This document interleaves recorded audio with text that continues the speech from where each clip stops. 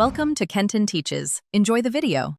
You begin by verifying storage and tools, check image size and free space on the target drive. Connect an external SSD via USB 3.0 for speed. Next, install Windows ADK or a trusted disk imaging utility so you can create a recovery image. Once done, run the imaging tool as administrator. Select Create System Image and target the external drive. Make sure to include System Reserved and EFI partitions. You're starting the clone immediately. Don't pause before confirming partitions and admin rights. You now create the recovery partition and configure flags. Use DiskPart or a third-party partitioner to shrink space and make a 500 to 1000 MB recovery partition. Formatted NTFS for Windows recovery files, while preserving or creating a small FAT32 EFI partition for boot code.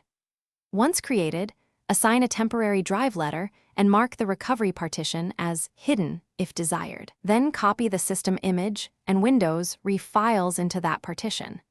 Make sure to update partition ID so the system You finish by registering and testing the recovery environment. Run reagent/setrimage to point to the WinRe. Wim on your recovery partition, then use reagent/enable to activate it. Next, run BCD boot to rebuild the boot files and ensure the partition is bootable. Once done, reboot into Advanced Startup to test the recovery option. Verify it loads WinRe and your image. If the environment fails, try repairing BCD or reassigning partition ID. Those fixes resolve most boot recognition issues.